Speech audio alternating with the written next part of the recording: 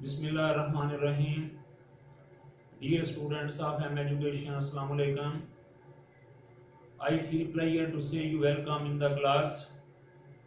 This class is very important for you because I am going to tell you about very important question and answers that are related to research. These questions will be helpful for you while facing the you can say viva examination or defense of your thesis or project. Let's start. The first question is, what is research? What is research? वैसे तो इसकी बेशुमार जो तारीफें हैं वो बयान की गई हैं और मुख्तलिफ जो स्कॉलर्स हैं उन्होंने मुख्तलिफ किस्म की इसकी डेफिनेशन की हैं, लेकिन इंतहाई इख्तिसार के साथ और जो मुख्तसर डेफिनेशन है वो आपके सामने है. Research is a careful inquiry in seeking facts by applying scientific method. यानी कि साइंसी जो उसूल हैं उनको अप्लाई करते हुए हक़ाइक़ की जो तलाश है उन तक जाना. ये एक बुनियादी बात है और इसका समझना ज़रूरी है कि असल में जो तहकीक है ये एक सच्चाई की तलाश का नाम है, ये मसाइल को हल करने का नाम है, ये नए नज़रियात पैदा करने का नाम है, पहले से जो नज़रियात हैं उनको दोबारा रीचेक करने का नाम है, गौर फिक्र का नाम है, यानी कि सोच का नाम है. तो मैं यहाँ पे थोड़ा सा आपके सामने ये शेयर करना चाहूँगा कि ये जो गौर फिक्र है ये वो क्वालिटी है जो रिसर्च को सबसे आम और इम्पॉर्टेंट बनाती है. ये गौर फिक्र ही है जो हम किसी मसले को लेके बैठते हैं और उसका सलूशन तलाश करते हैं. ये गौर फिक्र ही होती है जो कि हमारे बहुत सारे मसाइल हल करने के लिए हमारा साथ देती है. वैसे तो कहा जाता है कि problems are always disguising solutions. Problems उनका सलूशन होता है, ये रिसर्च के जरिए हम उनका जो सलूशन है उसको वो ढूंढते हैं. और अगर आप इस्लामी तनाज़ुर में देखें, इस्लामी तनाज़ुर में भी कुरान पाक के अंदर कई मुतअद्दिद मकामात पे अल्लाह तबारक व तआला ने हमें रिसर्च करने के बारे में, गौर व फिक्र करने के बारे में, सोचने के बारे में हमें कई जगहों पर हुक्म दी है. कभी ये फरमाया कि अफला यतदब्बरून, आप लोग गौर व फिक्र क्यों नहीं करते, अफला यंजुरून, आप लोग क्यों नहीं देखते, अफला यतफक्करून, आप लोग क्यों फिक्र नहीं करते, अफला यतफक्करून अमला कुलूबिन अक़फ़ालुहा, तुम लोग गौर व फिक्र क्यों नहीं करते, क्या तुम्हारे दिलों को ताले लगे हुए हैं. तो ये यानी कि जो रिसर्च है ये एक बहुत ही वसी मजमून है और मैं समझता हूँ कि आने वाले वक्तों में या आपके सामने जो फेसिंग प्रॉब्लम्स होते हैं उनको अगर कोई भी चीज़ हल कर सकती है, उनके लिए जो बेटर मैनेजमेंट कर सकती है, बेटर सलूशन ला सकती है, तो वो जो रियलिटी है, वो जो क्वालिटी है, that is called research. The second question, why do we need research. Research की हमें क्यों जरूरत होती है, हमें इसकी क्या जरूरत है. It is needed to improve any certain area in education as well as any department of life. तालीम का कोई भी शोबा या जिंदगी का कोई भी शोबा, उसमें कहीं भी कोई कमी आ रही है, कोई मसला पैदा हो रहा है, कोई प्रॉब्लम आ रही है, या जो पहले से कारकर्दगी है उसको ज़्यादा बेहतर करने के हवाले से कोशिश की जा रही है, तो वहाँ पर हमें रिसर्च की ज़रूरत होती है. फेसिंग प्रॉब्लम को सॉल्व आउट करने के लिए हमें इसकी ज़रूरत होती है. अब जो एफिशिएंसी है उसको मजीद बेहतर बनाने में हमें इसकी ज़रूरत होती है. आगे क्वेश्चन नंबर 3 है, how many types of educational research. जो तालीमी रिसर्च होती है इसकी कितनी किस्में हैं. इट इज ऑफ 3 टाइप्स, इसकी 3 किस्में हैं. और क्वेश्चन नंबर 4 में ये बताया गया कि right the name of certain types of educational research. इसकी वो 3 किस्में कौन कौन सी हैं. तो सबसे पहली जो किस्म है वो है बेसिक रिसर्च है, दूसरी अप्लाइड रिसर्च है और तीसरी एक्शन रिसर्च है. यानी ये 3 ये रिसर्च जो रिसर्चेज हैं, these are called educational researches. अब इसके बाद जो पांचवा जो क्वेश्चन है वो भी आपके सामने है. क्वेश्चन नंबर 5 जैसा कि आपको पता है, how many types of research by subject matter. Subject matter के एतबार से, मौजू के एतबार से जो रिसर्च है इसकी कितनी किस्में हैं, यह आपको पता होना चाहिए। रिसर्च की वैसे तो बेशुमार किस्में हैं, लेकिन कुछ रिसर्च की किस्में ऐसी हैं जो कि सब्जेक्ट मैटर वाइज रिसर्च की किस्में हैं। उसमें कितनी वो किस्में हैं, वो 5 हैं। सब्जेक्ट मैटर वाइज जो रिसर्च की टाइप्स हैं वो कितनी हैं, 5। कौन कौन सी? Academic research, number 2 scientific research, number 3 social research, number 4 technological research, and the last one educational research. These are the 5 important types of research that are considered by subject matter. The question number 6, how many types of research by purpose? मकसद के एतबार से by purpose इसकी कितनी इकसाम है? तो वो पहले भी बात हो चुकी है। ये जो 3 इकसाम है बेसिकली इनको एजुकेशन रिसर्च भी कहा जाता है। Basic research, applied research and action research. Question number 7 है, how many types of research by method. तरीके के एतबार से बाय मेथड रिसर्च की कितनी इकसाम है? तो they are of 7 types. Number 1 direct, second indirect, third historical research, philosophical research, experimental research, survey research और केस स्टडी। ये 7 इसकी इकसाम है। उसके बाद आगे क्वेश्चन नंबर 8 है, what is a research project और रिसर्च थीसिस। ये बात ध्यान में रहे कि जो प्रोजेक्ट होता है ये आमतौर पर एक से ज्यादा लोगों को दिया जाता है, क्योंकि उस मंसूबे के ऊपर मुख्तलिफ लोगों ने काम करना होता है। होता ये भी एक तहकीकी मकाला ही है, लेकिन ये छोटे लेवल पे होता है। थीसिस उससे बड़े लेवल पे होता है, फिर लेवल पे। फिर एक और होता है जो पीएचडी लेवल का जो मकाला होता है, दैट इज कॉल्ड डिसर्टेशन, उसे डिसर्टेशन कहते हैं। Compilation of research work in the form of document और बुक, किसी डॉक्यूमेंट की शक्ल में या किताब की शक्ल में जो भी रिसर्च वर्क होता है उसको जो इकट्ठा किया जाता है उसकी कंपाइलेशन की जाती है, that is called research project और रिसर्च थीसिस। क्वेश्चन नंबर 9 है, what is a research proposal. Research proposal क्या होता है? यानी कि तजवीज शुदा यानी कि जो तहकीकी काम है वो बेसिकली क्या होता है? It is the summary of proposed research. जो तजवीज शुदा रिसर्च कर रहे होते हैं ये बेसिकली उसकी समरी होती है, ये बेसिकली सिनॉप्सिस होता है। ये बेसिकली जो बड़ा टास्क होता है उसको करने के लिए एक छोटा सा प्रोग्राम होता है, ये एक छोटा सा समझे उसका ये सब रिसर्च यानी कि प्रोग्राम होता है। तो ये बेसिकली इसके अंदर छोटे छोटे जो कंटेंट्स होते हैं, जो छोटे छोटे उसके मेन पॉइंट्स होते हैं, वो सारे रिसर्च का हम डिस्कस करते हैं। लिहाजा रिसर्च प्रपोजल को आप सिनॉप्सिस भी कह सकते हैं। सबसे पहले आप सिनॉप्सिस लिखेंगे और उसके बाद फिर आप प्रोजेक्ट या थीसिस वगैरह लिखेंगे। उसके बाद क्वेश्चन नंबर, तो इस तरह क्वेश्चन नंबर जो 10 है, what is a research topic. ये जो रिसर्च टॉपिक होता है ये क्या होता है? इट इज अ सब्जेक्ट और इशू, ये एक ऐसा सब्जेक्ट या एक ऐसा मसला होता है that are researcher is interested in, कि जो कि एक जो मुहक्कक होता है, तहकीक करने वाला होता है, जो कि इसमें दिलचस्पी लेता है, व्हेन कंडक्टिंग रिसर्च, जब वो रिसर्च करना चाह रहा होता है या रिसर्च कर रहा होता है।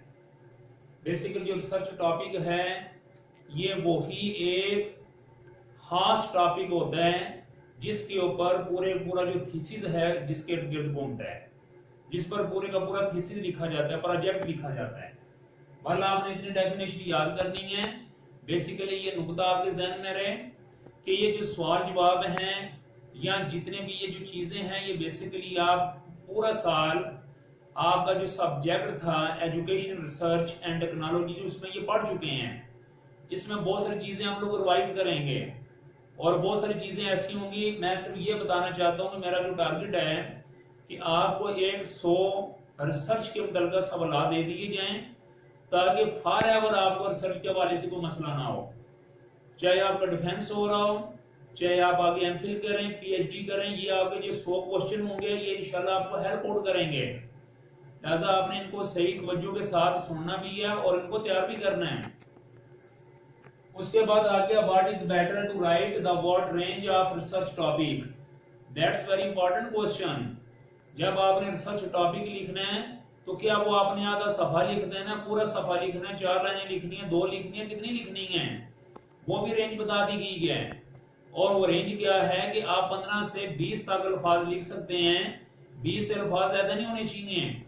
जो आपका रिसर्च टॉपिक होगा, जो टाइटल होगा, वो 20 से ज्यादा अल्फाज पे मुश्तमिल नहीं होना चाहिए। यानी कि आप और कम 15 से कम भी नहीं होने चाहिए। जो बेहतरीन और बेस्ट समझा जाता है वो 15 और 20 के दरमियान जो अल्फाज पे मुश्तमिल होता है वो समझा जाता है। उसके बाद आगे है what is the statement of the problem. Statement of the problem क्या होती है, यानी कि जो मसला है उसका बयान क्या होता है, बयान मसला क्या होता है। It is based on research title. जो आपका रिसर्च टाइटल होता है इसकी बुनियाद उसी के ऊपर होती है। यानी कि स्टेटमेंट आप जब प्रॉब्लम लिखेंगे तो मिसाल के तौर पर उसमें जो रिसर्च टाइटल होता है इसका जिक्र किया जाएगा। जो भी आपका रिसर्च टाइटल बनेगा, मिसाल के तौर पर effectiveness of classroom management at country level in government pilot high school Bhimber, ये आपके पूरा यानी कि टॉपिक बन गया है। और आपने जब स्टेटमेंट ऑफ द प्रॉब्लम में लिखना तो आपने ये जो मैंने भी आपके सामने बोला रिसर्च टाइटल, आपने इसके अंदर इसे लिख देना है। फिर उसके बाद है what is a research problem. Research problem क्या होता है। Research problem is a question whose answer we don't know. इसी पे तो हम रिसर्च कर रहे होते हैं, इसी पे तो हम तहकीक कर रहे होते हैं। ये तो हमारे एक खास यानी कि टॉपिक होता है, ये तो हमारे एक खास नुकता होता है जिस पर हमने रिसर्च करनी होती है। और जो हमारा रिसर्च इशू होता है, क्लास के अंदर बच्चे शोर होगा क्यों करते हैं, एक बच्चा लगातार 1 महीने से क्यों मिसाल के तौर पर सही तैयारी करके स्कूल नहीं आता, एक जो बच्चा है वो अपने आप को इतनी ज्यादा पढ़ाई के बावजूद, क्लास के अंदर तवज्जो के बावजूद इंप्रूव क्यों नहीं कर रहा, ये छोटे छोटे मसले हैं। तो इन मसलों को लेके जब आप एक्शन रिसर्च के तौर पे इनको लेके आएंगे तो they are called research problem, इनको फिर सर्च प्रॉब्लम बोलेंगे। उसके बाद आ गया व्हाट आर सर्च ऑब्जेक्टिव्स। जो सर्च ऑब्जेक्टिव है ये क्या होते हैं। देखिए इंसान जो भी काम करता है, किसी किस्म का भी काम करता है, there are some objectives, purposes, aims. अब ऑब्जेक्टिव वगैरह तो कुछ भी नहीं होता। तो यानी कि रिसर्च जो ऑब्जेक्टिव हैं, research objectives are based on statement of the problem. यानी कि बेसिकली जो रिसर्च ऑब्जेक्टिव्स होते हैं ये जो हमारे स्टेटमेंट ऑफ द जो प्रॉब्लम होते हैं, मिसाल के तौर पर उसी के अंदर भी हम उसके अंदर भी लिखते हैं और इसको अलग भी लिख सकते हैं। यानी कि ऑब्जेक्टिव हम ये लिखेंगे होंगे ये स्टेटमेंट आपके प्रॉब्लम के रिलेटेड, यानी जो हमने स्टेटमेंट दी हुई है उसी से मुतल्लिका होंगे। ये क्या हो सकते हैं मिसाल के तौर पर, इनकी वैसे तशरीह तो मैं आगे भी करूंगा। ये प्रॉब्लम ये हो सकता है मिसाल के तौर पर कि हम ये रिसर्च इसलिए करना चाहते हैं कि ये हमारा मसला है, हम यानी कि चीज को इसलिए यानी कि इस पर तहकीक करना चाहते हैं कि इसकी वजह से ये कुछ और है। तो ये बेसिकली सारे के सारे रिसर्च ऑब्जेक्टिव होंगे जो हमारे असल में तहकीक के मकासद होते हैं। जो तहकीक के मकासद होते हैं they are called research objectives. और it can be one or more. ये याद रखें कि जब भी आपने तहकीक करनी है तो कम से कम उसका एक रिसर्च ऑब्जेक्टिव जरूर होना चाहिए, एक मकसद होना चाहिए। वैसे तो 2, 4, 6 भी हो सकते हैं। जब आप एक टॉपिक लेके उस पर रिसर्च कर रहे होते हैं तो उसके जो मकसद हैं वो एक से ज्यादा भी हो सकते हैं, लेकिन वन इज मस्ट, एक लाजमी होना चाहिए। उसके बाद आगे हम चलते हैं क्वेश्चन नंबर यानी कि 15 की तरफ। तो research question, what are research questions. The research questions are based on research objectives. जो हमारे रिसर्च ऑब्जेक्टिव्स होते हैं वहां से ही हम रिसर्च जो क्वेश्चंस हैं वो ड्राइव करते हैं, उन्हीं को मद्देनजर रख के बनाते हैं। क्वेश्चन नंबर 16 है what are the measurable verbs that are used in research objectives. यानी कि एक बात ये मद्देनजर है कि जो रिसर्च ऑब्जेक्टिव्स के अंदर हम मिसाल के तौर पर यानी कि जो मिसाल के तौर पर हम अपने ऑब्जेक्टिव बनाते हैं उसके अंदर, जैसे कि हम यानी कि जैसे मैं आपको एक मिसाल दूंगा क्लासरूम मैनेजमेंट की है। तो इसका जो क्वेश्चन है जो इसका जो रिसर्च ऑब्जेक्टिव है वो मैं ये बनाऊंगा टू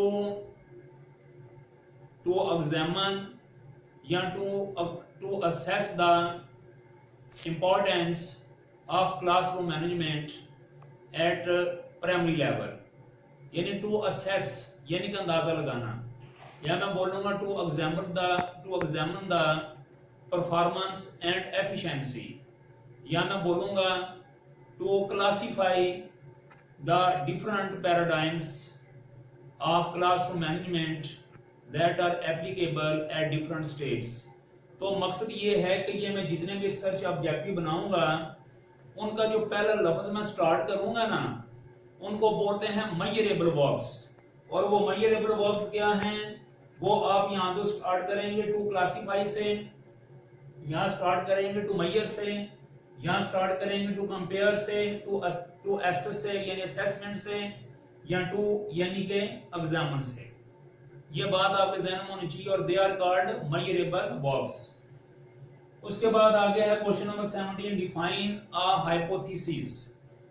एक बात ये ज़हन में रहे कि जो हाइपोथेसिस होता है, जिसको मफरूजा भी कहते हैं, फर्जिया भी कहते हैं, हाइपोथेसिस इसका मतलब होता है एक मफरूजा, और अगर आई की जगह आप ई लगा दें तो वो हाइपोथेसिस इसकी प्लूरल बन जाएगी।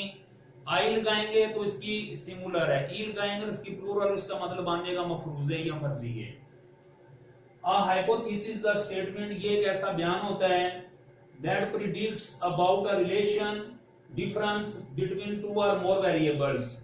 जो दो वेरिएबल होते हैं उनके दरमियान जो तल्लुक होता है या जो फर्क होता है उसको बयान करता है।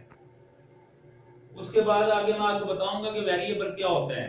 बेसिकली आपको पता होना चाहिए concept that can be measured, इसको वेरिएबल कहते हैं, लेकिन इसको मैं मिसाल के जरिए भी समझाऊंगा आपको इंशाल्लाह। क्वेश्चन नंबर आगे है 18, how many types of hypothesis. जो हाइपोथेसिस होते हैं इसकी कितनी किस्में होती हैं। It is of two types, की दो किस्में हैं। नंबर 1 है alternative hypothesis and the second one is called null hypothesis. Null hypothesis, और जो नल हाइपोथेसिस होता है इसका साइन ये होता है एच डाल के नीचे ये यानी कि 0 डाल दिया जाता है, यानी कि नील ये निकाल दिया जाता है।